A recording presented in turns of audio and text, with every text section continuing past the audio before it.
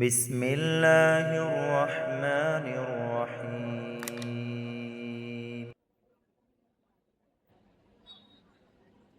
السلام عليكم ورحمة الله وبركاته.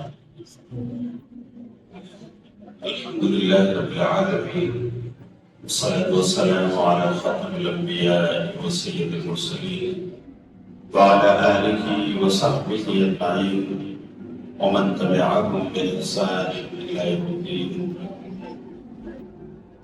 أما بعد، قال الله تعالى في القرآن المجيد: أعوذ بالله من الشيطان الرجيم، بسم الله الرحمن الرحيم. وجحدوا بها واستيقنتها أنفسهم ظلما وعلوا فانظر كيف كان عاقبة المفسدين. محترم حاضرین درس، دینی و ملی بھائیوں، محترم بزرگوں، ملی نوجوانوں،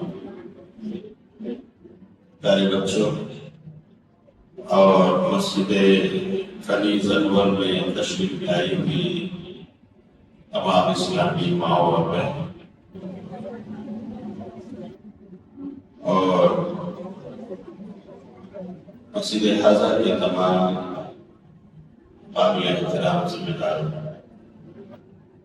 میں اللہ کا شکر ادا کرتا ہوں کہ اس کی توفیق سے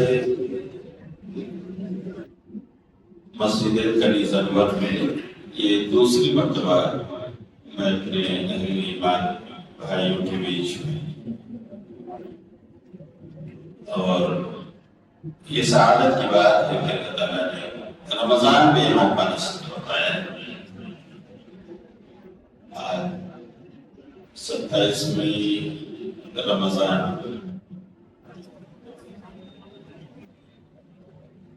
میں اس موقع پر شکر گزار ہوں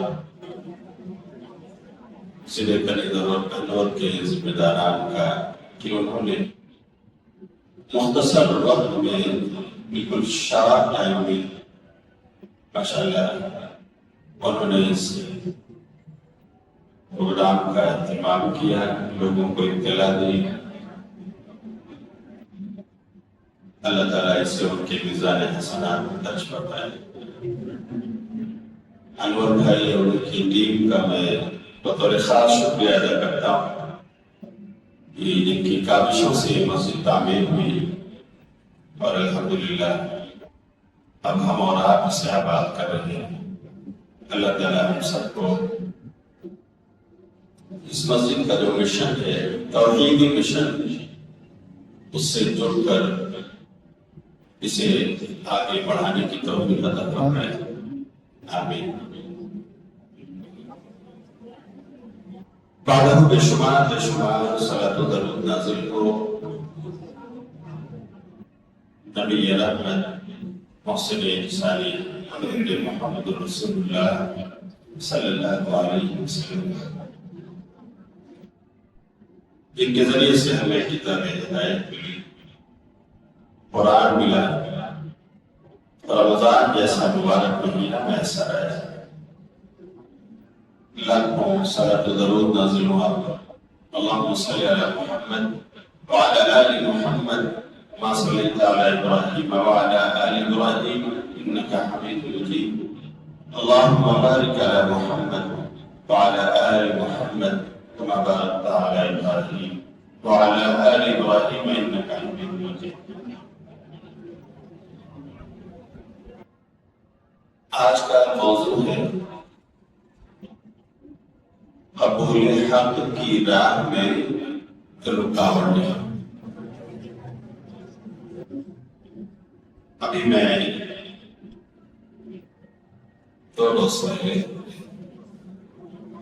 مسجد محسن والا پور میں آیا تھا، اور وہیں پر انور بھائی سے ملاقات ہوئی، بہت مختصر ملاقات، اور ماشاءاللہ انہوں نے آج کا ایک پروگرام ترتیب دیا، اور اس طرح سے آپ بھائیوں سے بھی ہماری ملاقات ہو پائی۔ اللہ تعالیٰ انور بھائی کو جزائے خیر۔ یہ وقت حالانکہ لوگوں کی مصروفیت کا ہے، عصر کے بعد کا وقت، پھر بھی آپ وقت دے رہے ہیں۔ اللہ رب العالمین اسے آپ کے میزان حسنات میں درج فرمائے۔ اس اجتماع کو اللہ تعالیٰ ہم سب کے لیے نفع بخش اور مفید بنائے۔ قبول حق کی راہ میں رکاوٹیں، حق کسے کہتے ہیں؟ اگر مختصر لفظوں میں کہوں تو حق اسلام ہے، ایمان ہے، حق وہ قرآن ہے، نبی کا فرمان ہے۔ تو اللہ کا قرآن اور نبی کا فرمان ماننے کی راہ میں کبھی کبھی انسان کے سامنے کچھ بیریئرز آ جاتے ہیں، رکاوٹیں پیدا ہوتی ہیں، لیکن جو عزیمت والا انسان ہے وہ اسے قبول کرتا ہے، اس حق کو مانتا ہے۔ اور جن کے دلوں میں بیماریاں ہیں، جو دنیاوی مفاد کو ترجیح دیتے ہیں، تو پھر وہ کشمکش میں مبتلا ہو کر حق سمجھتے ہوئے بھی اس کا انکار کر رہا ہے۔ آئیے چند مثالیں قرآن سے اور نبی صلی اللہ علیہ وسلم کے سیرت طیبہ سے جو واقعات رونما ہوئی ہیں کہ کس طرح نبی کی پہنچائی ہوئی دعوت وہ لوگوں تک پہنچی، لیکن اس کے باوجود لوگوں نے انکار کیا۔ حق سمجھ رہے تھے، ان کا دل مان رہا تھا کہ یہ حق ہے، پھر بھی زبان سے انکار نہ کر پائے۔ یہ موضوع ہم سب کے لیے نفع بخش اس لیے کہ اگر ایک کمیاں کوتاہیاں ہمارے اندر ہیں تو ہم اصلاح فرمائیں، اور اگر جہاں ہماری دعوت پہنچ رہی ہے،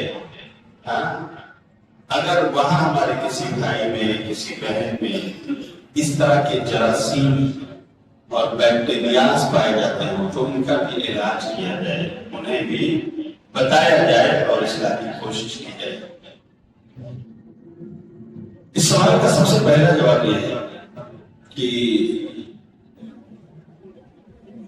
قبول حق کی راہ میں رکاوٹیں کیا ہے؟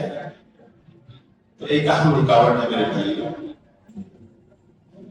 انسان کا غرور، اس کی انا، اس کا گھمنڈ، وہ متکبر بن جاتا ہے۔ ہم چوں دیگرے نیست کا نعرہ لگاتا ہے، میں برتر ہوں، سامنے والا کمتر ہے، یہ پیغام دیتا ہے۔ اور اس طرح حق دلیل کے ساتھ اس کے سامنے ہے، پھر بھی وہ محروم رہ جاتا ہے۔ اور اس کی واضح مسائل اگر آپ دیکھنا چاہیں تو میرے بھائی، سورہ نمل کی آیت نمبر 13 اور 14 پڑھی، جہاں اللہ تعالیٰ نے فرعون اور موسیٰ کا واقعہ بیان کیا۔ فرعون کے زمانے میں موسیٰ علیہ السلام پیدا ہوئے، اور فرعون جن کو مارنا چاہتا تھا ان کی پرورش خود فرعون کے گھر میں ہوئی یا نہیں ہوئی بھائی؟ موسیٰ علیہ السلام کی تربیت ہوئی، بڑے تھے، اللہ نے نبی بنایا، اور اللہ نے 9 معجزات کے ساتھ، 9 نشانیوں کے ساتھ فرعون کے پاس بھیجا موسیٰ اور ہارون، اور بہت واضح نشانیاں تھیں جسے دیکھ کر کے لوگوں کی فطرت نے قبول کیا، دلوں نے تسلیم کیا۔ خود فرعون بھی دل سے اسے مان رہا تھا، یقیناً یہ کوئی آسمانی معجزہ ہے، لیکن اس کے باوجود اس نے اپنی جان چھڑانے کے لیے کیا کیا؟ اس نے کہا یہ تو جادوگری، یہ کیا ہے جادوگری؟ سورہ نمل کی آیت نمبر 13 پڑھی، فَلَمَّا جَاءَتْهُمْ آيَاتُنَا مُبْصِرَةً قَالُوا هَذَا سِحْرٌ مُبِينٌ۔ ہماری چمکتی دمکتی نشانیاں، واضح معجزات جب ان کے پاس آئے تو انہوں نے کیا کہا؟ یہ تو کھلا ہوا جادو ہے، اچھا اس کے بعد کہا ٹھیک ہے، پھر ہمارے پاس تو جادوگر اور بھی ہیں، ہم مصر کے تمام جادوگروں کو بلاتے ہیں اور موسیٰ سے مقابلہ کرواتے ہیں۔ موسیٰ علیہ السلام کو بھی راضی کر لے گئے اور وہ راضی ہو گئے، کہا ٹھیک ہے بلائیے۔ پورے ملک مصر میں اناؤنسمنٹ ہو گیا، اعلان کر دیا گیا کہ فلاں میدان میں فلاں دن فلاں ٹائم ناشتہ کے وقت چاشت کے وقت سب کو جمع ہونا ہے۔ سارے جادوگر ہیں، انہوں نے فرعون سے کہا کہ اچھا یہ بتائیے اگر ہم لوگ کامیاب ہوئے فتح یاب ہوئے اور ہوں گے تو کیا ہمیں کچھ نوازش ہوگی آپ کی طرف سے؟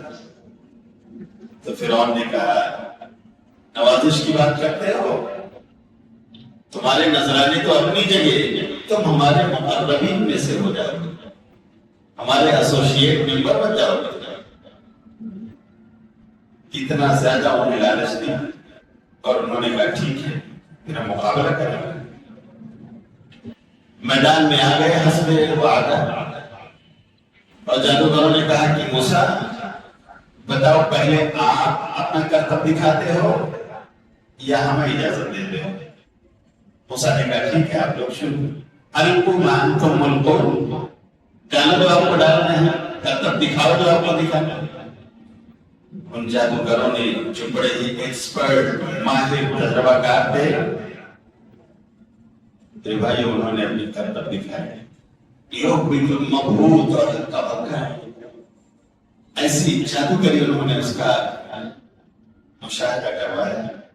لیکن جب وہ اپنا کرتب دکھا چکے موسیٰ علیہ السلام کی باری آئی تو اللہ نے کہا موسیٰ کیا دیکھتے ہو اپنی عصا ڈال دو۔ حالانکہ موسیٰ ان کا کرتب دیکھ کر دہشت زدہ ہو رہے تھے، انسان تھے نا، موسیٰ علیہ السلام بھی ایک بشر تھے، اور بشر کے اندر ایسی چیزوں کو دیکھ کر کے اندیشہ پیدا ہونا، دہشت کا آنا ایک فطری بات ہے۔ لیکن اللہ نے کہا موسیٰ ڈالو، اپنی عصا ڈالو۔ موسیٰ علیہ السلام نے اپنی عصا ڈالی اور اس کے بعد ہے تلقف ما صنعوا، وہ تمام چیزیں نکل رہا تھا ان کی عصا، جو وہ لوگ بنا رہے تھے، جو کرتب وہ دکھا رہے تھے، ساری چیزوں کو عصائے موسیٰ نے نکل لیا، ہضم کر لیا۔ اللہ اکبر۔ اس کے بعد کا منظر یہ ہے، قرآن کہتا ہے قالوا آمنا برب العالمین رب موسیٰ و ہارون، اے لوگوں سن لو، ہم نے اپنی جادوگری دکھائی اور موسیٰ نے بھی اپنا کرشمہ دکھایا۔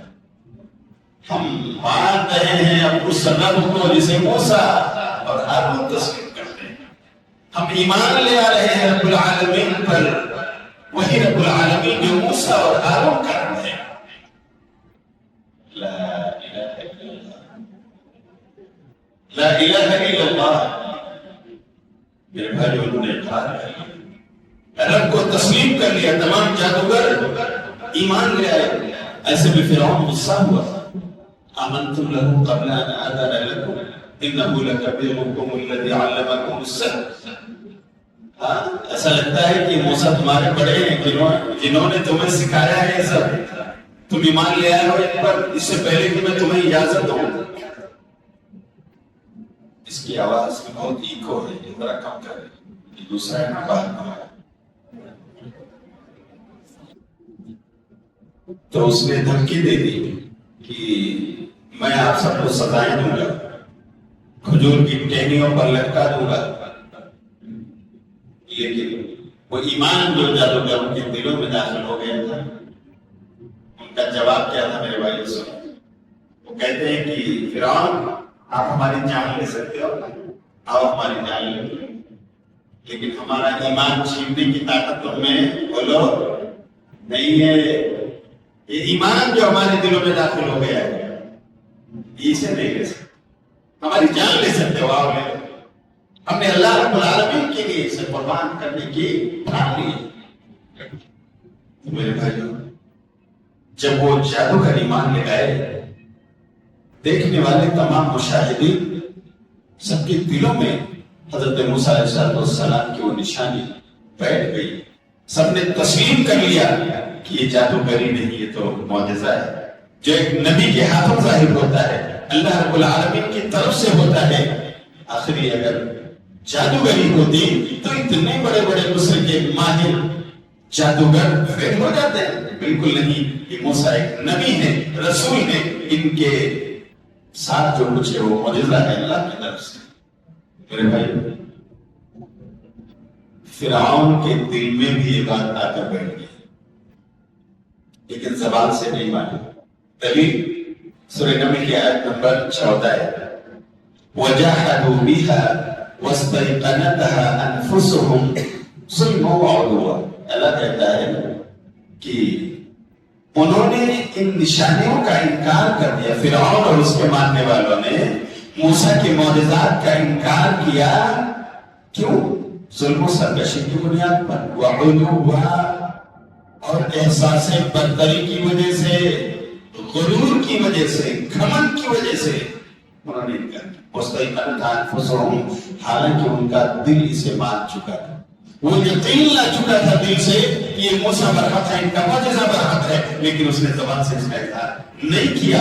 اور کیوں نہیں کیا؟ اس کی وجہ کیا ہے؟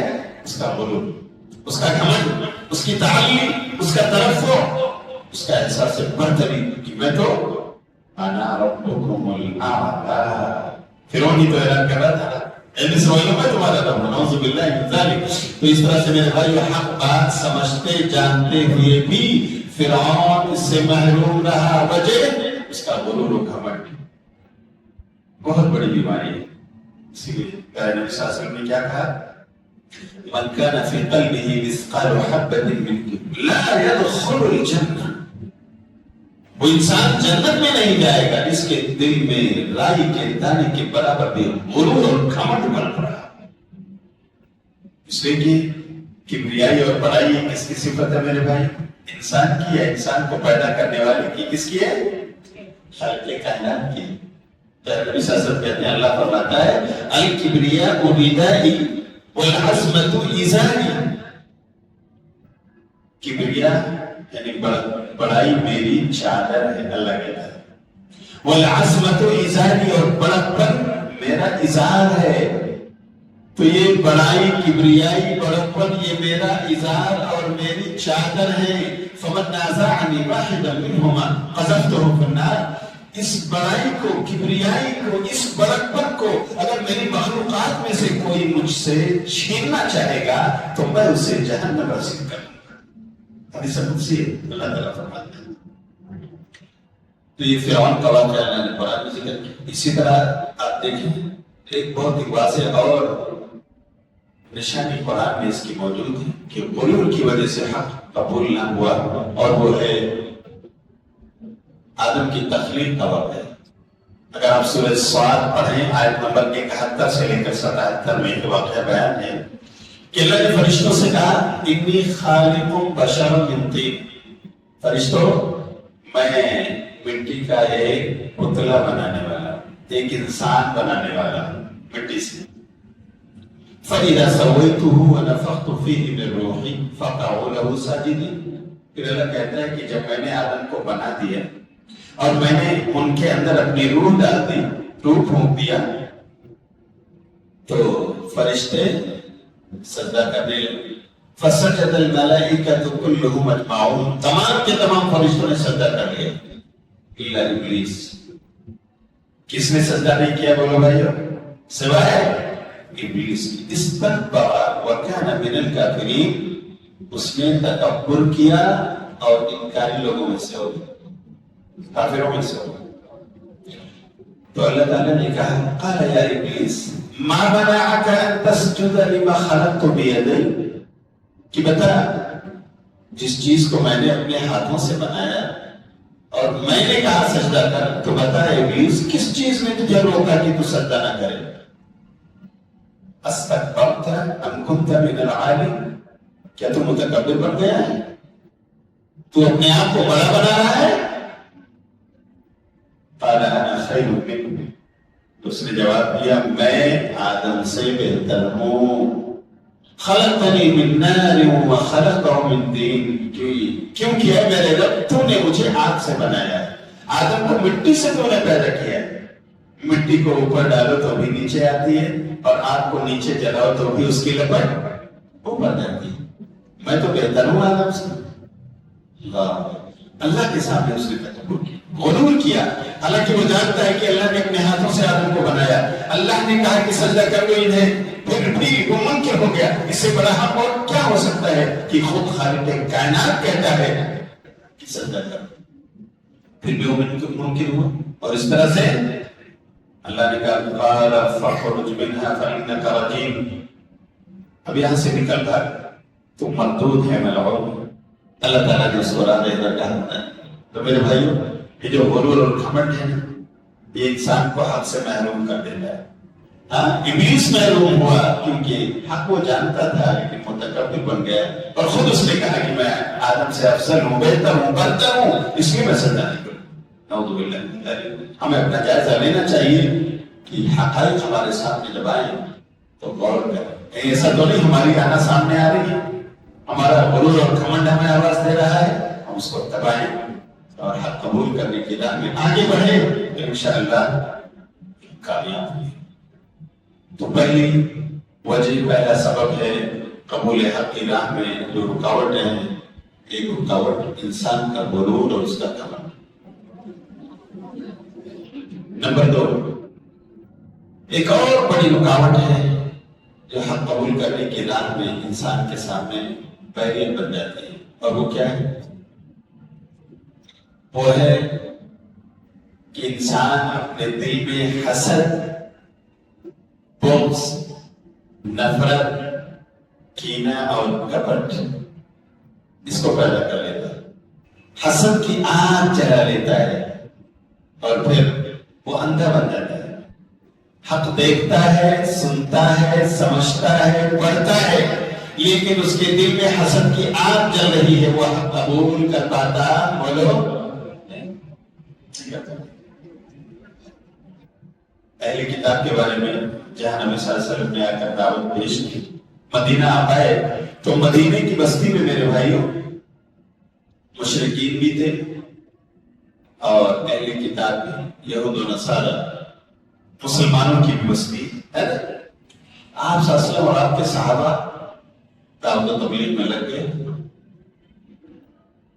اہل کتاب تک بھی دعوت پہنچی، لیکن پوری تاریخ اسلام گواہ ہے کہ یہ یہودی، انہوں نے دین حق کو قبول نہ کیا۔ پوری تاریخ یہودیت میں آپ دیکھ لیجیے، تاریخ اسلام پڑھ لیجیے، 4-6 لوگوں کے علاوہ اور کوئی یہودی مسلمان نہیں۔ حالانکہ نبی صلی اللہ علیہ وسلم کی دعوت اس قدر آپ ہوئی کہ لوگ جوڑ کر جوڑ اسلام میں داخل ہوئے۔ ایک بہت مشہور نام ہے حضرت عبداللہ بن سلام رضی اللہ تعالیٰ عنہ۔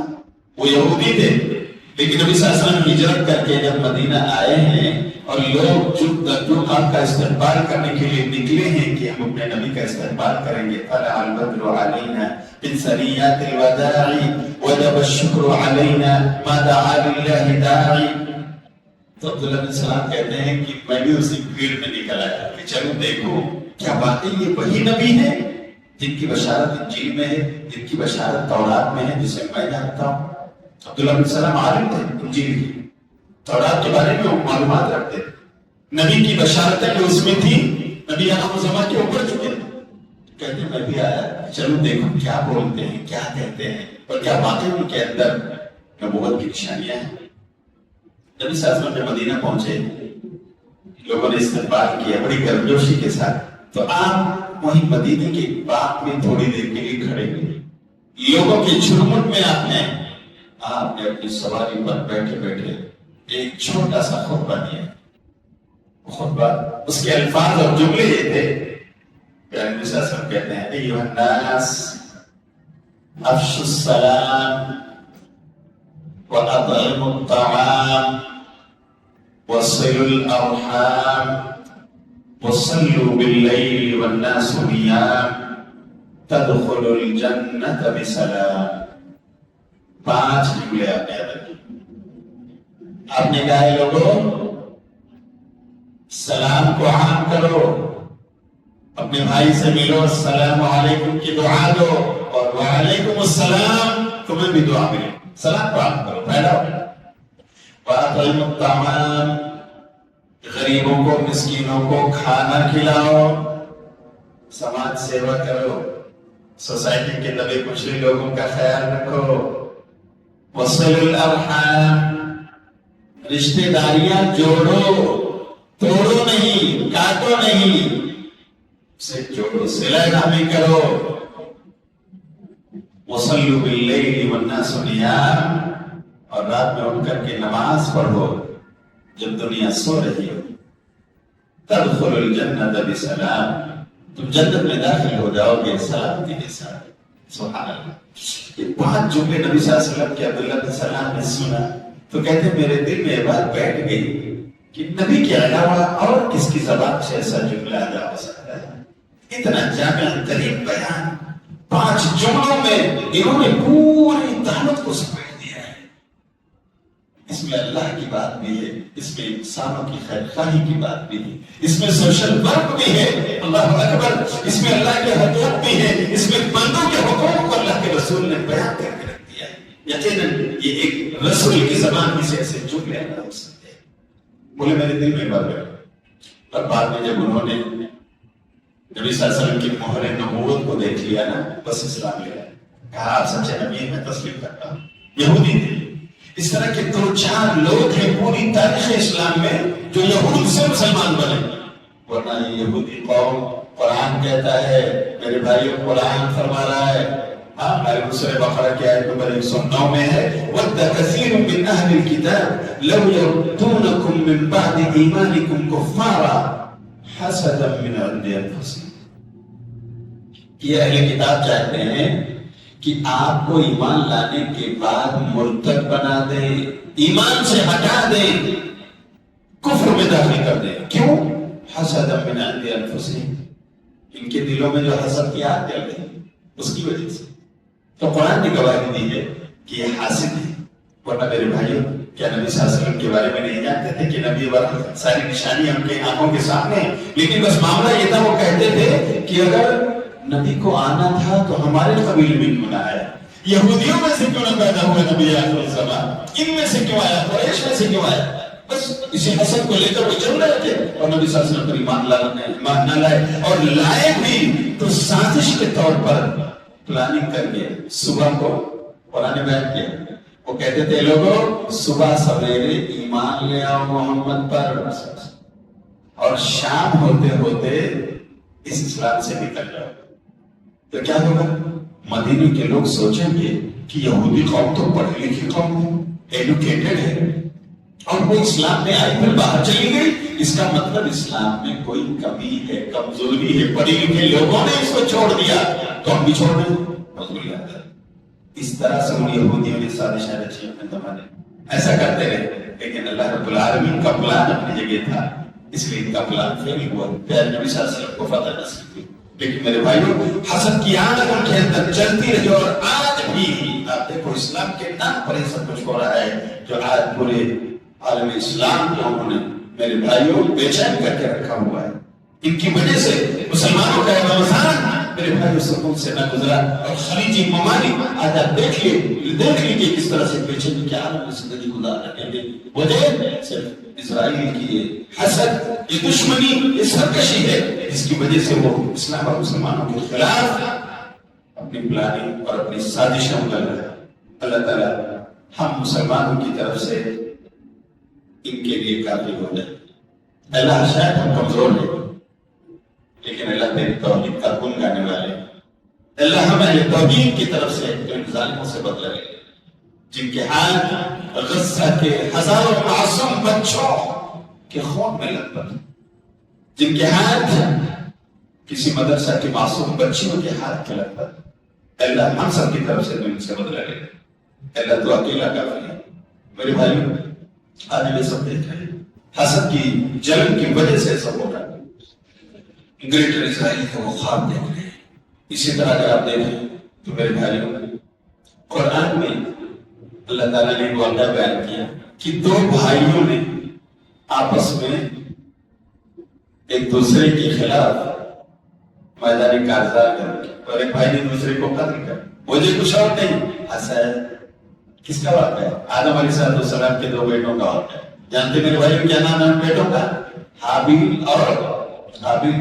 اللہ تعالیٰ نے قرآن میں بیان فرمایا سورہ مائدہ میں وَاتْلُ عَلَيْهِمْ نَبَأَ ابْنَيْ آدَمَ بِالْحَقِّ إِذْ قَرَّبَا قُرْبَانًا فَتُقُبِّلَ مِنْ أَحَدِهِمَا وَلَمْ يُتَقَبَّلْ مِنَ الْآخَرِ قَالَ لَأَقْتُلَنَّكَ قَالَ إِنَّمَا يَتَقَبَّلُ اللَّهُ مِنَ الْمُتَّقِينَ کہ اللہ کہتا ہے نبی آپ ان لوگوں کے سامنے آدم کے دونوں بیٹوں کا واقعہ کھول کھول کر بیان کر، اس لیے کہ یہ دیکھو ہمارے نبی کے نبوت اور رسالت کے صداقت کی دلیل۔ نبی تو آدم کے زمانے میں تھے، انہیں کیا پتا کہ کیا واقعہ ہوا تھا، لیکن اللہ تعالیٰ نے اپنے نبی کو یہ واقعہ بتایا اور کہا آپ بھی ڈائریکٹ کر دو۔ تو واقعہ یہ ہے کہ اللہ تعالیٰ کو یہ دنیا بسانی تھی، آدم اور حوا کو جب اللہ نے دنیا میں اتارا تو ان کے وائف یعنی حضرت حوا علیہ السلام کے بدن سے جڑواں بچے پیدا ہوتے تھے۔ اللہ نے ایک بار قابیل کو پیدا کیا تو ان کے ساتھ اس کی بہن پیدا ہوئی، پھر جب حابیل کی پیدائش ہوئی تو ایک دوسری بہن حابیل کے ساتھ پیدا ہوئی۔ تو اس زمانے میں چونکہ اللہ کو اپنی سرزمین آباد کرنی تھی، دنیا بسانا تھا، تو اللہ نے یہ نظام دیا تھا کہ آپس میں سگے بھائی بہن ہیں لیکن ان کی شادی جائز ہے۔ کیسے؟ قابیل کے ساتھ جو بہن پیدا ہوئی اس کی شادی حابیل سے ہو جائے اور حابیل کے ساتھ جو بہن پیدا ہوئی اس کی شادی قابیل سے ہو۔ حالانکہ ہے ایک ہی باپ کا نطفہ، سب خونی رشتے دار ہیں لیکن ان کی یہ شادی اس طرح سے ہو۔ بالغ ہو گئے تو حابیل نے کہا بھائی قابیل چلو شادی کر لیتے ہیں، تمہاری بہن آپ مجھے نکاح کر دو اور میں اپنی بہن کا نکاح تم سے کر دیتا۔ تو قابل نے انکار کر دیا کہ نہیں میں اپنی بہن نہیں دوں گا۔ حابیل نے اللہ کا واسطہ دیا کہ میرے بھائی اللہ کا نظام تو یہی ہے، آپ کی بہن میرے لیے حلال اور میری بہن آپ کے لیے حلال، تو آپ کیوں کر رہے ہو؟ کہا نہیں میں نہیں دوں۔ تو حابیل نے کہا ٹھیک ہے چلو قربانی پیش کر دیں، آپ میری بات نہیں مانتے، چلو قربانی دیتے ہیں اللہ کی راہ میں، جس کی قربانی قبول ہو جائے بات اس کی مان لی جائے۔ کہا ٹھیک، دونوں نے جانور ذبح کیا۔ تو اللہ تعالیٰ نے حابیل کی قربانی قبول کر لی اور ان کے جانور کو آسمانی آگ آئی اور اس کی کھا لی۔ قابیل نے جو جانور ذبح کیا وہ ایسے ہی پڑا رہا، چیل اور تمو کی نظر ہو گیا، آسمانی آگ نے اس کو نہیں جلایا۔ تو حابیل نے کہا دیکھو انما یتقبل اللہ من المتقین، جو بندے اللہ سے ڈرتے ہیں اللہ ان کی قربانی قبول کرتا ہے۔ قابیل آپ سرکشی کر رہے ہو، آپ اللہ کے حکم کی خلاف ورزی کر رہے ہو، بغاوت کر رہے ہو، اللہ کی قربانی کیسے قبول کرے؟ اب آپ کو ماننا چاہیے، آپ اپنی بہن مجھے دے دو، میرے ساتھ نکاح کر۔ قال لا اقتلنک، تو اس نے کہا میں آپ کو مار دوں گا، میں قتل کر دوں گا، اور کیا کر کے ہتھیار لایا اور اپنے بھائی حابیل کو مار دیا۔ اللہ اکبر۔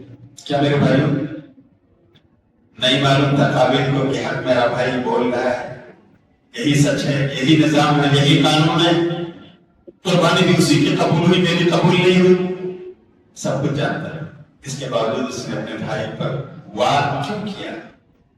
حسد کی وجہ سے، میرے بھائی جلن کی وجہ سے، اور اس نے قتل کر دیا۔ تو اس کے بعد اپنے بھائی کو دفن تک کرنا نہیں جانتا، اللہ نے 2 کووں کو بھیجا، وہ دونوں آئے بڑھتے بڑھتے، ایک مر گیا دوسرا زندہ رہا۔ تو کوے نے اپنے بھائی کے لیے، کوے کے لیے کیا کیا؟ اس نے اپنے چنگل سے زمین کھودی، گڈھا کیا اور پھر اپنے بھائی کو اپنی چونچ سے گھسیٹ کر لایا، اسی گڑھے میں ڈال دیا اور پھر اپنے پنجوں سے مٹی اسی کے اوپر ڈال دی۔ یہ دیکھ رہا ہے قابیل، اس نے کہا ہائے افسوس، اپنے بھائی کو دفن بھی کرنا نہیں جانا۔ پھر جا کر کے کدال لایا ہے، گڑھا کھودا ہے، پھر اپنے بھائی کو دفن کیا۔ تو میرے بھائیوں قرآن کا یہ واقعہ درس عبرت ہے ہم لوگوں کے لیے، انسانوں کے لیے، کہ کس طرح حسد اور جلن کی آگ جب جلتی ہے تو کتنے لوگوں کو بھسم کر دیتی ہے۔ انسان کتنا بڑا جرم کر بیٹھتا ہے، اللہ کی نظر میں مبغوض ہو جاتا ہے، مجرم ٹھہرتا ہے، جیسے کہ قابیل ہے۔ بلکہ مدینے کی سرزمین میں عبداللہ بن ابی بن سلول جب نبی صلی اللہ علیہ وسلم آئے ہیں نا، تو وہ انتخابات کی تیاریاں کر رہا تھا کہ الیکشن ہونے والا ہے اور مجھے لیڈرشپ ملنے والی ہے، لوگ مجھے اپنا لیڈر بنانے والے ہیں، نبی صلی اللہ علیہ وسلم ہجرت کر کے آ گئے. اس کے بعد جب آپ آئے ہیں تو تقریباً 70 کے قریب صحابہ کرام انصار مسلمان ہو چکے. اب روز بروز ان کی تبلیغ جاری ہے، نبی صلی اللہ علیہ وسلم کی تبلیغ جاری ہے. ہاں لوگ جو اسلام میں داخل ہو رہے ہیں، اس نے دیکھا کہ آئے دن ان کا جتھا بڑھ رہا ہے، ان کی میجورٹی ہو گئی ہے مدینے میں. اب تو میرا الیکشن کی اتنا مشکل ہو گیا. تو میرے بھائی کیا وہ عبداللہ بن ابی بن سلول رئیس المنافقین، منافقوں کا صدر، کیا وہ نہیں جانتا تھا کہ نبی برات نہیں جانتا تھا؟ لیکن اس نے حسد کی آگ اپنے سینے میں جلایا اور اس نے کہا کہ مقابلہ تو کر نہیں پاؤں گا محمد کا صلی اللہ علیہ وسلم. اتنا بڑا لشکر ان کے پاس، انتخاب بھی جیت نہیں پاؤں گا. تو چلو ایک کام کرتے ہیں. اس نے اپنے ٹولے کے ساتھ بیٹھ کر میٹنگ کی کہ ہم لوگ بھی ایمان لے آتے ہیں زبان سے، تاکہ انہیں کی صفوں میں ہم داخل ہو جائیں، آستین کا سانپ بن کر ان کے بھید لیتے رہیں، اور ان کے سیکریٹس کو اپنی کمیٹی میں لا کر ان کے خلاف پلاننگ کرنے میں ہمیں مدد ملے. تو بس اس نے کہا چلو ہم لوگ بھی کلمہ پڑھ لیتے. تو زبان سے تو اس کی جماعت نے کلمہ پڑھا، اشہدو ان لا الہ الا اللہ و اشہدو ان محمدًا عبدہ و رسولہ، لیکن یہ بات ان کے دلوں میں داخل بولو نہیں. پوری تاریخ گواہ ہے کہ منافقوں کی جماعت اس نے پیدا کر لی. اللہ نے پوری ایک سورہ منافق کو قرآن کریم میں نازل فرما دی. اس کے علاوہ سورہ بقرہ، سورہ توبہ اور دیگر سورتوں کے اندر بھی منافقوں کی خصلتیں کیا کیا تھیں، کیا کیا وہ سازشیں پیارے رسول کے خلاف کیا کرتے تھے، اس کو بھی بتایا اللہ. حتیٰ کہ انہوں نے تو آپ صلی اللہ علیہ وسلم کی جماعت کو ختم کرنے کے لیے اللہ کا نام لے کر انہوں نے مسجد بنانا چاہیے. شور کیا کہ ہم بھی مسجد بنانے جا رہے ہیں اور بنا ڈالی انہوں نے. لیکن اللہ نے کہا یہ مسجد زرارا. کیسی مسجد ہے یہ مسجد زرارا، مسلمانوں کو نقصان پہنچانے والی مسجد، اسے ڈھا دو. اللہ کے حکم سے اس کو ڈھا دیا گیا. اتنی بڑی سازشیں کی ہوتی تھی، حق ڈالتے تھے لیکن قبول کرنے سے معلوم رہے کیوں؟ حسد کی وجہ سے. بلکہ نبی صلی اللہ علیہ وسلم کے جو دشمن شروع اسلام میں تھے، بڑے بڑے سربراہ قسم کے، ان میں سے ایک بڑا دشمن ابو جہل تھا جس کو لوگ ابو الحکم کہتے تھے. وہ نبی صلی اللہ علیہ وسلم کی دشمنی میں پیش رہتا تھا.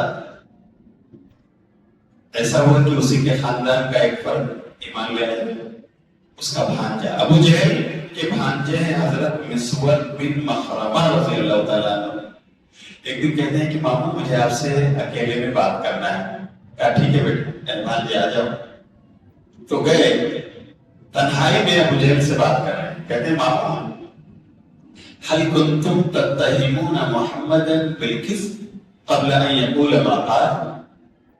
کہ مامو یہ بتاؤ، ابھی محمد نے دعویٰ کیا ہے کہ وہ نبی رسول ہے، تو اس دعوے سے پہلے کیا آپ لوگوں نے مکے میں کبھی بھی ان کو جھوٹ بولتے ہوئے پایا ہے؟ کوئی انسان ہے مکہ میں جو کہے کہ ہاں میں نے جھوٹ ان کا بگاؤ؟ ابو جہل کہتا ہے لا انہ لصادق، نہیں، محمد تو سچے، محمد تو امین ہے، مکہ والوں کی امانتیں ان کے پاس رکھی رہتی. تو مامو میں بھی محمد کو سچا مانتا ہوں صلی اللہ علیہ وسلم جیسے آپ سچا مان رہے ہیں، لیکن میں ایمان لے آیا، میں نے کلمہ شہادت پڑھ لیا ہے. تو مامو آپ کیوں دیر کر رہے ہو؟ آپ کیوں کلمہ نہیں پڑھتے؟ آپ بول رہے ہو سچے ہیں محمد. سبحان اللہ. تو اب ابو جہل کا جواب سن. مجھے کہتا ہے بھانجے تمہیں نہیں معلوم، ذهب بنو قصي بن كلاب ومنهم قريش باللواء والحجابة والسقاية والنبوة فماذا لي ولسائر قریش. یہ بتا بھانجے کہ دیکھو یہ بنو قصي ابن کلاب جن میں سے قریش ہیں اور جن میں سے محمد ہیں، انہی کے ہاتھ میں جھنڈا ہے قوم کا. یہی لوگ خانہ کعبہ کو غلاف بھی پہنانے کی سعادت پا رہے ہیں، ہر سال یہی پہناتے ہیں. اور یہی لوگ حاجیوں کو حج کے موسم میں پانی پلانے اور سقایت کی ذمہ داری بھی انہیں کی ہے، یہ شرف بھی ان کو ملا ہوا ہے. اور اب نبی اور رسول بھی انہی میں سے آ گئے. تو کیا بچا میرے لیے اور دوسرے لوگوں کے لیے؟ بتا میرے بھائی. اللہ حضرت مصور سنتے ہیں، کہتے ہیں ٹھیک ہے مامو رہنے دو، بس جا رہا ہوں. کیا محسوس کیا مصور نے کہ میرے مامو جانتے ہیں کہ محمد سچے ہیں، امین ہیں، صادق ہیں صلی اللہ علیہ وسلم. اس کے باوجود یہ اسلام اور ایمان نہیں لاتے، محمد کو سچا رسول نہیں مانتے، صرف ان کے دل میں حسد کینہ ہے، گمنڈ بھی محمد سے، ایمان نہیں لائے. تو میرے بھائیو، ابو جہل اگر ایمان سے محروم رہا تو ہم ایک جواب تو یہ دے سکتے ہیں کہ اس نے حسد کی آگ جلا لی، اور دوسرا جواب یہ ہے کہ اللہ کی توفیق شامل ہے. اس لیے ایک بہرحال حسد کا ایک کردار ہے دین سے اس کے دور رہنے میں، ایمان سے اس کے دور رہنے میں. میرے بھائیوں کو ہمیں بھی دیکھنا چاہیے، کہیں حق بات ہمارے پاس آتی ہے تو یہ حسد یہ جل ہمارے سینوں میں تو نہیں، ہمیں اس سے اپنے آپ کو پاک کر لینا چاہیے. اس لیے کہ میرے بھائیوں، حسد جہاں بھی ہے، دوسرا آدمی ہو سکتا ہے اس آگ سے نہ جلے، لیکن حسد کرنے والا حاسد ضرور اس آگ میں جلتا رہے گا، اور اسے نیند تک نہ آئے گی جب تک وہ نیند کا ٹیبلٹ نہ لے لے. اس لیے اللہ کے لیے سائیکالوجیکلی بھی آپ اسے محسوس کریں، اپنے سینوں کو حسد سے پاک کر لیں، آپ خوش رہیں، خرم رہیں گے، آپ اور آپ کے گھر والے خوشیوں کی بانسری بجائیں گے. لیکن جب حسد کی آگ کو جلا لیں گے، ہمیں چین کی نیند بھی آ سکتی ہے، بولو، اور حق سے بھی محروم رہیں گے، دور رہیں گے جیسے یہ لوگ. اسی طرح حق قبول کرنے کی راہ میں ایک تیسری وجہ، موٹی موٹی چیزیں بتا رہا ہوں، تقلید. جو آدمی مقلد ہوتا ہے نا، وہ کسی کا قلادہ اور پٹا اپنے گلے میں ڈال دیتا ہے.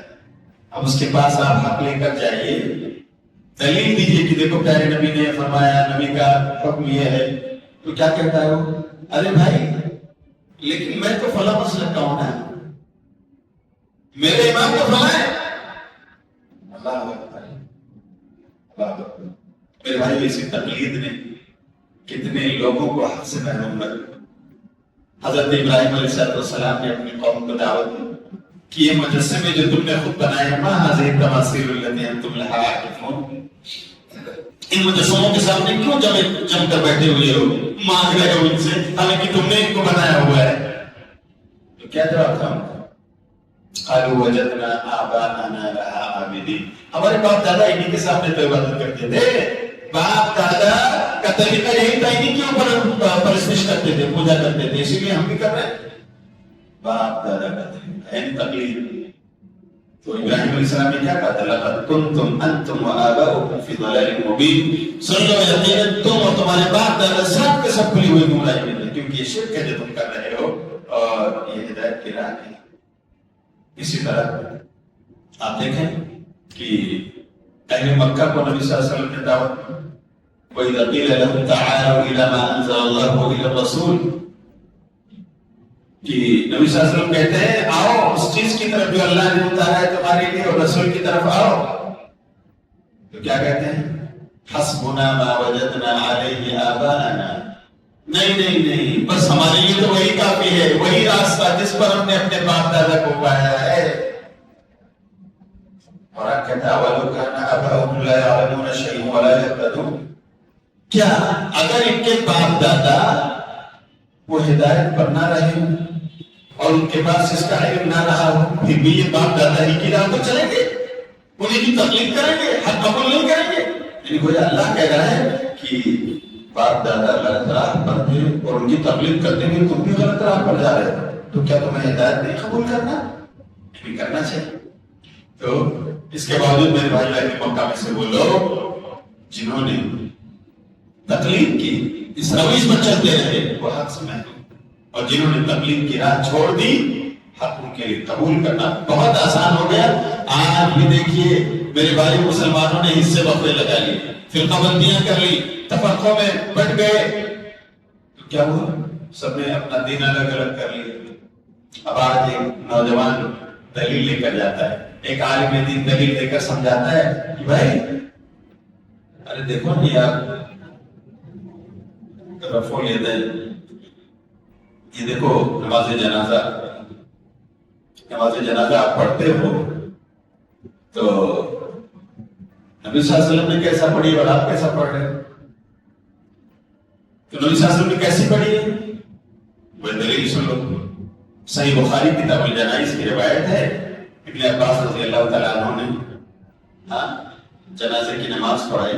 فقرأ بفاتحة الكتاب، تو انہوں نے جہری نماز جنازہ پڑھائی اور سورہ فاتحہ کی تلاوت بھی کی اور کہا لتعلموا انها سنہ.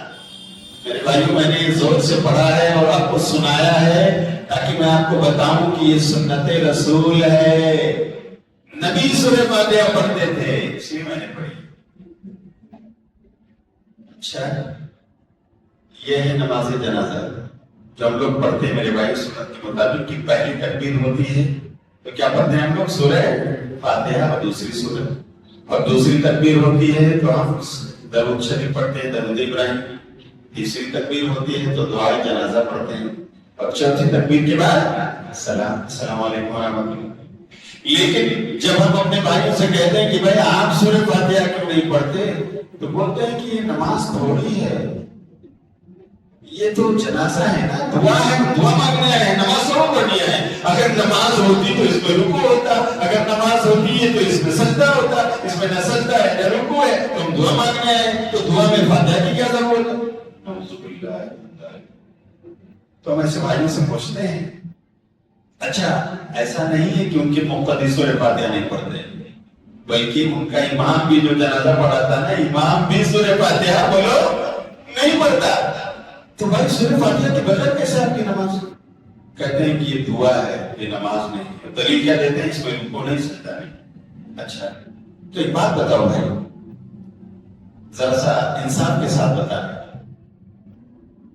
تمام محدثین نے یہ حدیث نقل کی جنازے کی، تو یہ جنازے کی حدیث انہوں نے دعا کے چیپٹر میں بیان کیا ہے کہ نماز کے چیپٹر میں لے کر آئے؟ امام بخاری، امام مسلم، ابو داؤد، نسائی، ترمذی، ابن ماجہ، مسند سب نے کہاں ذکر کیا ہے جنازے کو؟ بتاؤ دعا کے بعد میں کہ نماز کے بعد میں؟ کہتے ہیں ہاں یہ تو ہے، محدثین نے اس کو نماز کے بعد میں بیان کیا. اچھا سارے محدثین اس پر متفق ہیں کہ جنازہ یہ نماز ہے، اور آج کا مولوی کہتا ہے کہ یہ نماز نہیں ہے یہ تو دعا ہے، اس لیے ہم اس کو صرف باتیں نہیں پڑھتے. آپ کم سے کم اتنا تو تسلیم کر لو کہ نبی نے جیسے پڑھی ہے ویسے ہم پڑھیں گے. نبی نے سورہ فاتحہ پڑھی ہے آپ بھی پڑھو تو کہتے ہیں کہ بھائی ہم تو فلاں مسلک کے معلوم ہیں، ہمارا امام تو فلاں ہے. کیا اللہ بتاؤ کیا امام اعظم حضرت محمد رسول اللہ صلی اللہ علیہ وسلم سے بڑا امام کوئی گزرا ہے یا ہوگا؟ بولو بھائیو نہیں. پھر کس کو آپ نے امام مانا ہے؟ اور نبی کی یہ حدیث اور آپ کی سنت کیوں چھوڑ رہے ہیں؟ صرف اس لیے نا تقلید کا پٹا آپ نے پہن لیا. تو میرے بھائی یہ تقلید کا پٹا جو ہے نا حق قبول کرنے سے دور کر دیتا ہے انسان. آج آپ دیکھو بہت سارے مسلمانوں کی بیٹیاں اپنے باپ سے بغاوت کر کے بھائیوں سے دور جا کر اپنے ولی اور سرپرستوں کی اجازت کے بغیر کورٹ پہنچ کر کے اپنی شادیاں کر رہے ہیں، من پسند شادیاں کر رہے ہیں. کون کرا رہا ہے؟ مولوی کرا رہا ہے. وہ کہتا ہے کہ آؤ تمہیں تمہارے باپ کی ضرورت نہیں، آؤ تمہیں تمہارے بھائی کی بھی ضرورت نہیں، میں تمہارا نکاح پڑھانے کے لیے تیار ہوں، تمہیں ولی کی اجازت لینا ضروری نہیں ہے. اچھا پیارے نبی کیا کہتے ہیں؟ نبی صلی اللہ علیہ وسلم نے فرمایا لا نکاح الا بولی وشاہد عدل، کہ کسی خاتون کا نکاح ولی ہی نہیں جب تک ولی کی اجازت نہ ہو یا ولی موجود نہ ہو، اور جب تک دو سچے پکے گواہ نہ ہو تب تک یہ نکاح مانا بولو نہیں جائے گا. اور دوسری حدیث میں نبی صلی اللہ علیہ وسلم کہتے ہیں ایما امرأۃ نکحت نفسها بغیر اذن ولیها فنکاحها باطل نکاحها باطل فنکاحها باطل، کہ جو بھی خاتون اپنا نکاح خود سے کر لے ولی کی اجازت کے بغیر تو اس کا نکاح باطل ہے باطل ہے باطل ہے. تین مطلب اس کے باوجود آج کا مولوی فتویٰ دیتا ہے کہ ولی کی ضرورت نہیں ہے. تم اگر سودا سلف خرید سکتی ہو بیچ سکتی ہو، تم اگر خود سے تجارت اور بزنس کر سکتی ہو، تمہارا تجارت اور بزنس کرنا حلال ہے، تو تم اپنے آپ کا سودا کیوں نہیں کر سکتے؟ نعوذ باللہ. یہ فتویٰ دے کر آج اسی سماج کے اندر یہ اخلاقی انار کی پھیلاتی ہے. اسے علماء علماء سونے اور آج کتنی بیٹیاں ہیں اسی فتوے کی وجہ سے اپنے ماں باپ کا سر نیچا کر کے بغاوت کر کے کورٹ پہنچ کر صرف اپنوں سے نہیں غیروں کا ہاتھ پکڑ کر کے جائے. نعوذ باللہ. یہ راستہ ہم نے کھولا، حق ہم نے تسلیم نہیں کیا تو آج باطل کے راستے، آج اچھے اچھے ماں باپ کی بیٹیاں ان سے باغی ہو کر میرے بھائیوں بھائیوں کو سچ جائے. اللہ تعالیٰ ہم سب کو، ہمارے علماء کو اپنی اصلاح کی توفیق عطا فرمائے. یہ تخلیق کی روش ہے میرے بھائیوں. اگر یہی ایک جرم بھی انسان کر رہا ہو تقلید کی وجہ سے کہ وہ نبی کی حدیثوں پر عمل نہیں کر پا رہا کیونکہ وہ کہتا ہے میں مقلد ہوں فلاں امام کا، تو بھی میں کہتا ہوں تقلید کے ناجائز ہونے کے لیے کافی بس آپ مقلد ہو کر نبی کی حدیث کو چھوڑ رہے ہو، اس پر عمل کرنا آپ کے لیے مشکل ہو رہا ہے کیونکہ آپ کہتے ہو فلاں امام ہمارے فلاں مسلک ہمارا، تو پھر اللہ کو کیا جواب دو گے میرے بھائی؟ پیارے رسول کے ہاتھوں تمہیں جامع کوثر کیسے نصیب ہوگا؟ حدیثوں سے دشمنی کر رہے ہیں، نبی کے فرمان سے دور جا رہے ہیں، مقلد بن گئے. اللہ تعالیٰ ہم سب کو اتباع رسول کی توفیق عطا فرمائے. میرے بھائیوں ہمیں تقلید نہیں، شریعت نے جو تقاضا کیا ہے وہ کیا ہے؟ تم اتباع کرو. وہ بات تمہیں کسی شمیم فوزی سے مل جائے، وہ بات تمہیں کسی اور عالم دین سے مل جائے، وہ بات تمہیں کوئی اور اسکالر آف اسلام بتلا دے، آپ اسے لے لو، ان دلائل کا تجزیہ کر لو، انہیں چھان پھٹک لو. اگر وہ حدیثیں صحیح ہیں تو بس نبی کی اتباع. مولوی کی تقلید، اللہ کی قسم تقلید کا راستہ گمراہی کا راستہ ہے جو حق قبول کرنے سے ہمیں دور کر دیتا ہے. اللہ تعالیٰ ہم سب کو اپنے نبی کی پیروی کی توفیق عطا فرمائے، اسی میں نجات ہے. تو یہ ہے تقلید. ایک اور وجہ ہے کہ انسان حق سے دور رہ جاتا ہے. وہ جانتے ہیں کیا؟ ارے یار آپ جو بولتے ہو نا سب صحیح ہے، لیکن یہ بتاؤ میرے فرینڈ سرکل ہیں اتنے سارے دوست، میں ان کو کیسے سمجھاؤں گا؟ اور میرے رشتے دار بھی تو ہیں، وہ کیا کہیں گے؟ لوگ کیا کہیں گے؟ اللہ یہ جملہ وہ ادا کرتا ہے. آپ لے کر جاؤ کہ بھائی رفع الیدین کرنا سنت ہے، تو ہاں کرتا تو ہوں. کب کرتے ہو؟ تکبیر تحریمہ کرو، اللہ اکبر. ارے نہیں بھائی، یہ رفع الیدین کرنا نبی کی سنت ہے تکبیر تحریمہ کی ہو. اسی طرح رکوع میں جاتے وقت بھی اللہ اکبر کہہ کے تکبیر وہ کہتے ہیں رفع الیدین کرنا ہے، اور جب رکوع سے اٹھنا ہے تو بھی رفع الیدین کرنا ہے، نبی کی سنت ہے. اور اگر 3 یا 4 رکعت والی نماز ہے تو تیسری رکعت کے لیے اٹھتے وقت بھی رفع الیدین کرنا ہے، نبی کی سنت ہے. اور اس کو 2-4 نہیں 25 سے زیادہ صحابہ کرام نے رفع الیدین کی روایت بیان فرمائی ہے. اس میں 3 سے 4 جگہوں پر رفع الیدین کرنا نبی کی سنت ہے. تو میرے بھائی آؤ ہم سب رفع الیدین کرتے ہیں. تو کیا کہتا ہے بھائی؟ لوگ کیا کہیں گے یار؟ میرے فرینڈز کو کیسے سمجھاؤں؟ میرے رشتے داروں کو میں کیا جواب دوں گا؟ میرا خاندان پورا بریلوی سنی حنفی. اللہ اے کاش میرا جواب یہ کہتا کہ اگر میں نبی کی سنت پر عمل کروں گا میرا اللہ کتنا خوش ہوگا. کیا کہے گا میرا میرے نبی کو اگر پتا چلے کہ میرے اس ساتھی نے، میرے اس امتی نے میری حدیث سنی اور اس پر ایمان لے آئے، میری اتباع پیروی کر لی، تو میرے رسول کتنے خوش ہوں. کیا کہیں؟ کاش ہمارے جوانوں کے بات سمجھاتی تو وہ یہ جواب نہ دیتے کہ دنیا کے لوگ کیا کہیں. وہ یہ دیکھتے کہ اللہ کیا کہے گا، رسول اللہ کیا کہیں گے، اور وہ حق قبول کر لیتا. تو میرے بھائی ایسی مثالیں موجود ہیں کہ لوگوں نے حق اس لیے ٹھکرا دیا کہ لوگ کیا کہیں گے. ابو طالب نبی صلی اللہ علیہ وسلم کے چچا ہیں، ہمیشہ ان کا دست شفقت پیارے رسول پر رہا زندگی بھر، اور کبھی بھی دشمنوں کو گھور کر دیکھنے کی طاقت نہ ہوئی نبی کی طرف جب تک ابو طالب ان کا دست شفقت. اسی لیے پیارے رسول بھی اپنے چچا کے لیے مخلص تھے اور دعوت حق دیتے رہتے تھے، توحید کی طرف بلاتے رہتے تھے. آخری دم بھی جب ابو طالب بستر مرگ پر ہیں اور اب اور تب کی کیفیت ہے، نبی صلی اللہ علیہ وسلم بیٹھے ہیں، دوسرے لوگ بھی بیٹھے ہوئے، نبی کہتے ہیں یا عمی اے میرے چچا محترم قل لا الہ الا اللہ اشہد لک بلا الا اللہ. اے میرے چچا لا الہ الا اللہ پڑھ لو، میں اس کی وجہ سے اللہ کے آپ کا گواہ بن جاؤں گا کہ آپ نے توحید قبول کر لی، سفارشی بن جاؤں گا چچا، لا الہ الا اللہ پڑھ لوں۔ لیکن وہیں پر ابو جہل بیٹھا ہے، اس کے حوالی موالی بیٹھے ہیں، کہتا ہے ابو طالب آپ عبد المطلب کا دین چھوڑ کر چلے جاؤ گے، یہ قوم کیا کہے گی آپ؟ تو میرے بھائی سنو ابو طالب کا جواب کیا تھا؟ فَكَانَ آخِرَ مَا قَالَ أَنَا عَلَى دِينِ عَبْدِ الْمُطَّلِبِ کہ لوگ سن لو میں آج بھی عبد المطلب ہی کے دین پر ہوں، مجھے نہیں گوارا کہ میری قوم میرے بعد مجھے لعن طعن کرے، میں نہیں سننا چاہیے۔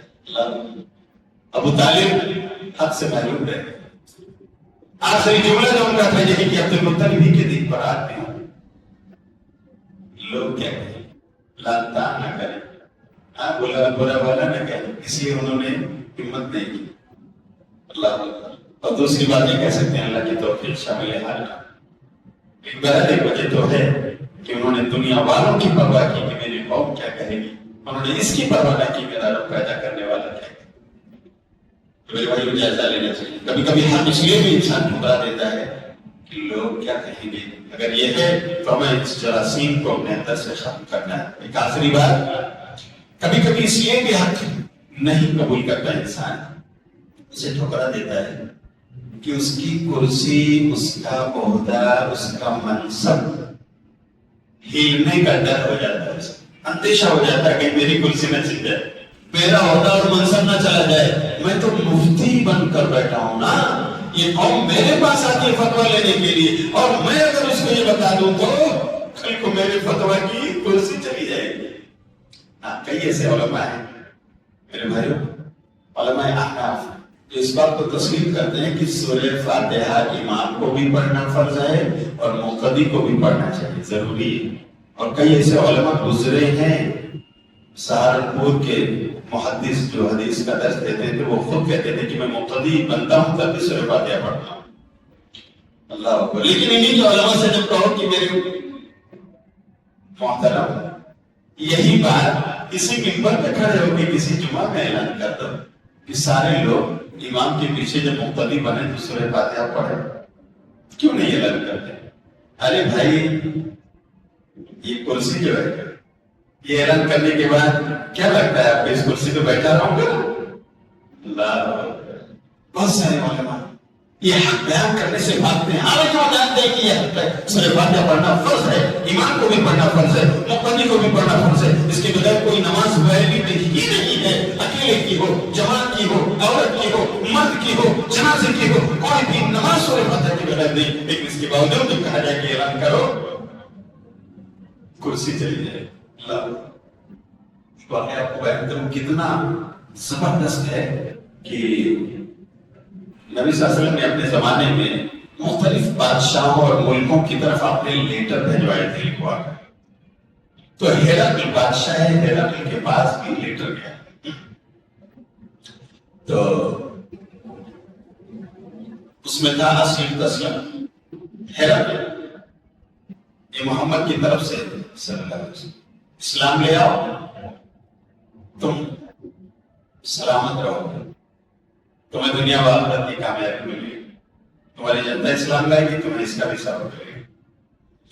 تو ہیرکل جو ہے وہ عالم تھا انجیل کا پڑھا ہوا تھا، عیسائی تھا، اس کے دل میں جستجو پیدا ہوئی کہ کیا یہ وہی نبی ہیں جن کے آنے کی پیشین گوئی عیسیٰ علیہ السلام نے کی انجیل میں موجود ہے، تورات میں جن کی بشارتیں موجود ہیں۔ تو اس نے اپنے لوگوں سے کہا، درباریوں سے، کہ دیکھو نظر رکھنا، اگر مکہ سے آنے والا کوئی قافلہ ملے، دمشق میں، سیریا میں، اس طرف تاجر لوگ آتے ہیں مکہ کے، اگر وہ لوگ ملے تو ذرا میرے پاس لے کر آئے۔ اتفاق سے ان دنوں ابو سفیان اپنے قافلے کے ساتھ تجارت کے لیے گئے تھے اور مل گئے ان کے درباریوں کو، انہوں نے پوچھا کہ آپ مکہ سے ہیں؟ ہاں مکہ سے ہیں۔ تو بادشاہ ہیرکل آپ سے ملنا چاہتے ہیں۔ اچھا بادشاہ ملنا چاہتا ہے، ٹھیک۔ تو گئے خوشی خوشی ان کے پاس، ابو سفیان اپنے قافلے کو لے کے، تو ان کی ضیافت کیا ہے، ہیرکل نے دربار لگایا ان کے لیے اور آ کر کے بیٹھا بات کرنے کے لیے۔ اور کہا لوگوں یہ میرے بھائی صحیح بخاری کی روایت ہے، صحیح بخاری میں امام بخاری کے اس واقعے کو نقل فرمایا۔ ہرقل آ کر اپنی کرسی پہ بیٹھتا ہے اور کہتا ہے لوگوں تمہارے لیڈر کون ہے؟ وہ کہتے ہیں کہ ابو سفیان ہمارے لیڈر ہے۔ اچھا تو آپ آگے آ جاؤ ابو سفیان، ہم کو آگے بٹھا لے، باقی لوگ پیچھے ہو جاؤ، پیچھے بیٹھ جاتے۔ پھر کہتا ہے کہ دیکھو میں آپ کے لیڈر سے کچھ سوال کروں گا، اگر یہ ٹھیک ٹھیک صحیح جواب دیتے ہیں تو سب بولنا ہاں، اور اگر یہ کچھ غلط اور جھوٹ بولتے ہیں نا تو آپ اٹھا دینا، مجھے بتا دینا کہ یہ جھوٹ بول رہے ہیں۔ بہت ہوشیار بادشاہ تھا، پڑھا لکھا تھا، یہ کہا تھا۔ تو اس کے بعد اس نے سوالات شروع کیے، کچھ کافی سوالات کیے، دو چار یہ ہیں۔ اس نے پوچھا کہ یہ بتاؤ یہ انسان جس نے نبی ہونے کا دعویٰ کیا ہے یہ آپ کے مکہ میں شریف النسب ہے یا رذیل النسب؟ یعنی اس کا کنبہ قبیلہ خاندان عزت دار خاندان ہے یا بس ایسے ہی؟ تو ابو سفیان کہتے ہیں نہیں، بہت ہی باعزت گھرانے کے امام ہے جنہوں نے نبی ہونے کا دعویٰ کیا۔ حالانکہ ابو سفیان اس وقت اسلام بولو اس وقت اسلام میں داخل نہیں ہوئے تھے جب یہ واقعہ ہوا ہے، وہ کافر تھے جب مسلم تھے۔ انہیں اسلام فتح مکہ کے موقع پر ملا ہے سن 8 ہجری میں۔ تو ابو سفیان نے کہا کہ وہ تو بڑے ہی شریف النسب ہے، بڑا اچھا گھرانہ ہے ان کا، باعزت ہو، ابو طالب کے بھتیجے۔ اچھا یہ بتاؤ کہ محمد پر ایمان لانے والے لوگ سماج کے غریب لوگ ہیں، فقیر لوگ ہیں یا عمرا؟ تو ابو سفیان نے کہا نہیں، سماج کے دبے کچلے جو لوگ ہیں نا وہی ان پر ایمان لانے میں پہلے وہی لوگ ایمان لائیں۔ کہا اچھا یہ بتاؤ کہ ان کے تبلیغ سے دن بدن یہ جتھا بڑھ رہا ہے کہ گھٹ رہا ہے؟ کہا نہیں، یہ لوگ تو دن بدن بڑھتے ہوئے جا رہے ہیں، پھلتے پھولتے نظر آ رہے ہیں۔ کہا اچھا ایمان کا معاملہ یہی ہوتا ہے۔ اچھا یہ بتاؤ کہ اسلام لانے کے بعد، ایمان قبول کرنے کے بعد ایسا بھی ہوا ہے کہ کوئی واپس چلا گیا، ایمان لایا ہو مرتد ہو گیا ہو، کافر بن گیا ہوگا؟ ابو سفیان نے کہا نہیں، اب تک تو ایسا واقعہ نہیں، جو ایمان لایا وہ نہیں کہا رہ گیا، کوئی واپس نہیں۔ ہکذا الایمان اذا دخلت بشاشته القلوب۔ ہرقل کہتا ہے ہاں ایمان کا معاملہ تو ایسا ہی ہے، جب ایمان کسی دل میں داخل ہو جائے تو پھر اس سے نکل سکتا بولو نہیں۔ مختلف سوالات کیے اور صحیح جواب دیا ابو سفیان نے۔ ابو سفیان بعد میں اپنے ساتھیوں سے کہتے ہیں کہ میں نے بہت کوشش کی کہ کہیں جھوٹ ملا دو، مجھے ڈر ہوا کہیں تم لوگ مجھے جھٹلا نہ دو اور میں اپنے سماج میں بدنام ہو گیا، اس لیے میں جھوٹ نہیں بولا اور میں جھوٹ بولنے کی کوشش کر رہا ہوں۔ تو اس کے بعد کیا ہوا؟ ابو سفیان کے قافلے کو روانہ کر دیا ہرقل نے، ضیافت کر کے، مہمان نوازی کر کے انہیں رخصت کر دیا۔ اس کے بعد ایک دن اس نے اعلان کروایا، اپنا دربار لگوایا، اپنے تمام منسٹرز، وزراء، مشیران کار سب کو دعوت دی، سب لوگ آئے اور اپنے درباروں سے کہہ دیا کہ جب سب لوگ آ جائیں گے تو تمام دروازوں کو لاک لگا دے، کوئی باہر نہ جاتا۔ جب سارے لوگ آ گئے، دربار میں بیٹھ گئے، تو ہرقل آ کر اپنی کرسی پر وراجمان بادشاہ ہے اور اس نے اپنا پیغام رکھا، کہا لوگوں مکہ شہر میں وہ نبی ظاہر ہوا ہے جس کی بشارت انجیل میں تھی، اگر اس پر ہم ایمان لے آتے ہیں تو ہمیں اس دنیا کی کرسی قیادت میں ملے گی اور ہم وہاں بھی کامیاب، دونوں جہان کی کامیاب۔ بس اتنا سننا تھا، حدیث کے الفاظ فحاسوا حیثتهم وللوحش اذا الابواب، سارے لوگ اٹھ کر کے وحشی اور جنگلی جانوروں کی طرف بھٹک کر سب گیٹ کی طرف چلے گئے کہ نکل جائے، بھاگ جائے۔ جب ہرقل نے دیکھا کہ معاملہ تو الٹا ہو گیا، یہ تو بالکل قبول کرنے کے موڈ میں نہیں ہے، تو اس نے درباروں سے کہا، واچ مین جو اس کے تھے، ردوہم الیہ، ان سب کو پھر میری طرف لے کر آؤ، بلاؤ، میں بات کرنا چاہتا ہوں۔ پھر سے ان کو بلایا گیا، سارے مشیران کار وزراء دوبارہ آ کر کے بادشاہ کے سامنے بیٹھے۔ اب ہرقل نے اپنا بیان شہر کر دیا، پیدلے بدل دیے، اسے اندیشہ ہو گیا کہ میری کرسی ہل جائے گی، ہل کیا جائے گی، میری جان کا خطرہ ہو جائے گا، معاملہ نازک ہو گیا۔ تو اس نے کیا کہا، سنو میرے بھائیو لوگوں، میں نے ابھی تھوڑی دیر پہلے جو کچھ کہا تھا نا، تمہارا امتحان لینے کے لیے، تم عیسائی ہو، میں دیکھوں کہ تم کتنے پکے عیسائی ہو، اور میں نے سمجھ لیا، مجھے یقین ہو گیا کہ تم سب بہت پکے عیسائی ہو، مجھے اس سے خوشی ہے، امتحان میں تم کامیاب ہو گئے، امتحان لینے کے لیے میں نے ایسا کہا اور تم کامیاب ہو گئے ہو، میں بھی سچا پکا عیسائی ہوں۔ اور اسی طرح سارے کے سارے لوگ بادشاہ کے سامنے سجدے میں گر گئے۔ اس کے بعد کہیں بھی حدیث رسول میں نہیں ہے کہ ہرقل نے زبان سے کلمہ توحید پڑھا، نہیں پڑھا، اس نے محروم رہ گیا، باوجود اس کے کہ دل سے وہ مان چکا تھا، نبی کی بشارتیں جو کچھ اس نے پڑھی تھی وہ مان رہا تھا، اور جو کچھ بیانات اس نے ابو سفیان سے لیے اس نے بھی یقین اس کا مکمل کر دیا تھا کہ سچ ہے، مان لینا چاہیے، لیکن بس میری کرسی چلی جائے گی، میرا عہدہ چلا جائے گا، میرے جان کے لانے پڑ جائے گے، اس نے پیدرا بدل دیا، حق قبول کرنے سے دور رہ گیا۔ میرے بھائیو، کبھی کبھی کرسی، منصب، عہدہ، مرتبہ یہ بھی انسان کے حق کی راہ میں رکاوٹ بن جاتا ہے۔ ہاں، ہمیں اللہ کے لیے قربانیاں دینے کے لیے تیار رہنا چاہیے۔ یہ کرسیاں عارضی ہیں میرے بھائیوں، یہ عہدے اور منصب چند روزہ ہیں، اس کے بدلے آخرت کا فائدہ ہمیں قربان کرنا گوارا بولو نہیں۔ اور اللہ کے قسم میں نے دیکھا ہے اسی چھوٹی سی لائف میں ایک انسیڈنٹ گلبرگہ کی سرزمین میں، کرناٹک میں، میں وہاں تقریباً مہینے 2 مہینے پر جمعہ پڑھانے اور دعوتی پروگراموں میں آتا ہوں۔ ماں بابا خان صاحب بلایا کرتے ہیں، ان کی جمعیت ماشاءاللہ بڑی منظم ہے، متحد ہے، اور اس وقت تقریباً 40 مسجدیں بن چکی ہیں وہاں پر گلبرگہ میں۔ جب میں نے آنا شروع کیا تھا تو 6 مسجدیں تھیں، صرف 6 مسجدیں۔ اللہ اکبر، وہاں شیخ وفد اللہ سے مدنی حافظ اللہ، ان کی بڑی کاوشیں ہیں، کوششیں، اللہ تعالیٰ اسے قبول فرمائے۔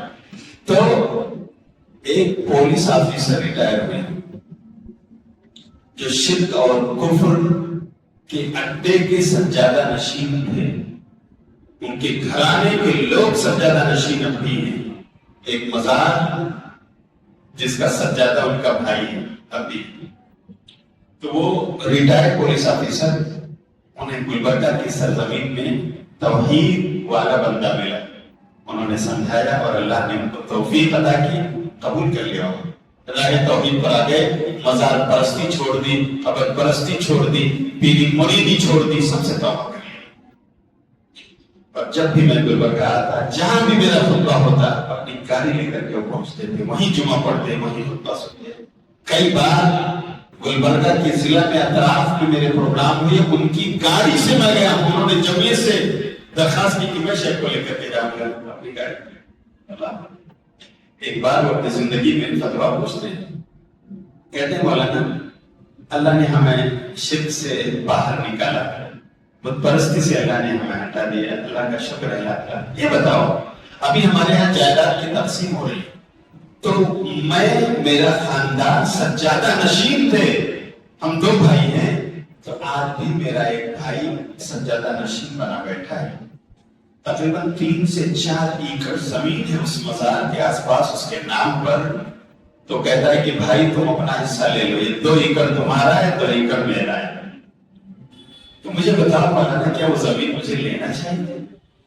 اللہ والے کو بات ستا رہے ہیں، 2 ایکڑ زمین ملنے جا رہی ہے ان کے بچوں کو، وراثت۔ بتاؤ مولانا کیا یہ جائز ہے ہمارے؟